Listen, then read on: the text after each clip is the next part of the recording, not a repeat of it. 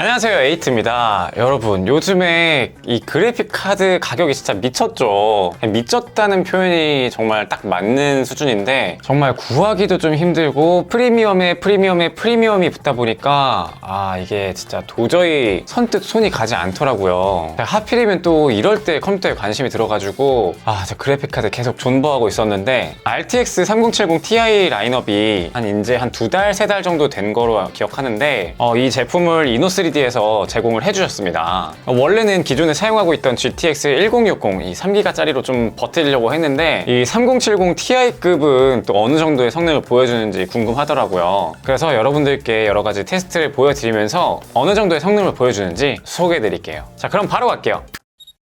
먼저 상자부터 보면은 진짜 엄청 큽니다. 제가 기존에 사용하고 있던 이 2펜짜리 1060에 비하면은 이 상자가 훨씬 크다라는 걸 알 수가 있죠. 3070 Ti급은 이제 펜이 3개 달린 제품인데요. 이노3D의 3070 Ti는 디자인이 심플하고 단단하다라는 느낌이 듭니다.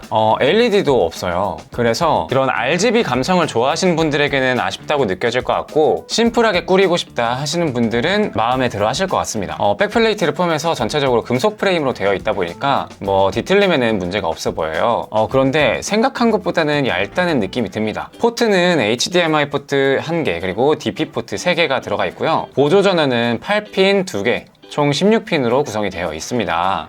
외관은 간단하게 이 정도로만 살펴보고요. 이제는 진짜 성능이 어떤지 궁금하니까 바로 넘어가도록 할게요. 테스트 컴퓨터 사양은 지금 화면에 보이는 것과 같습니다. 라이젠 5 5600X를 사용했고요. 메인보드는 MSI 박격포 B550M, 램은 삼성의 16GB짜리 2개를 꽂았습니다. 먼저 3D마크 점수부터 보면 파이어 스트라이크에서 35,637점 이 정도로 되어 있는데 제가 아직 RTX 3070이나 아니면 3080 여기에 대해서 테스트를 진행한 레퍼런스가 없기 때문에 지금은 비교하기는 좀 어려울 것 같아요. 그래서 제가 여러 가지 서칭을 해서 찾아본 결과 3070은 파이어 스트라이크가 대략 32,000대 그리고 3080은 42,000대 정도더라고요. 3070과 3080의 평균값은 38,000점 정도이니까 3070 Ti는 점수상으로 3070 쪽에 조금 더 가깝다고 생각이 드네요. 물론 제가 테스트한 PC와 완벽하게 동일한 환경이 아니기 때문에 온라인으로 서칭한 이 값들이랑은 직접적인 비교를 하기는 어렵지만 요 정도다라고 참고만 하시면 좋을 것 같습니다. 그럼 점수상으로는 간략하게 이 정도로 확인을 해봤고요. 그럼 이제 게임 테스트를 한번 해봐야겠죠. 이런 3070급에서는 FHD 해상도는 그렇게 의미 없다라고 생각이 들어서 모든 해상도는 와이드 QHD 환경에서 진행을 했습니다.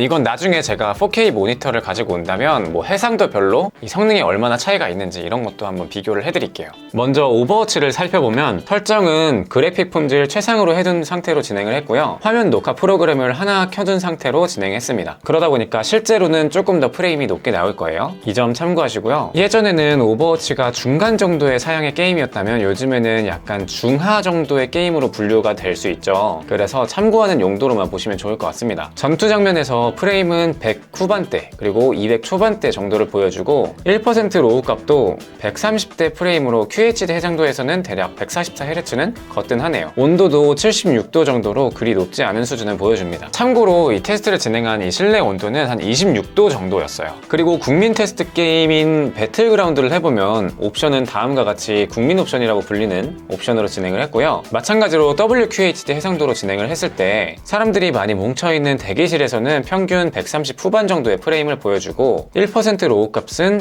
109 정도였습니다. 실내 건물로 들어갔을 때에는 평균 프레임이 180에서 190 정도 이 정도의 프레임을 보여주고요. 넓은 광야에서 적을 마주쳤을 때는 170에서 190 정도의 프레임을 보여주네요. 이렇게 게임을 진행했을 때 온도는 75에서 79도 이 정도를 왔다 갔다 하는 모습이었습니다.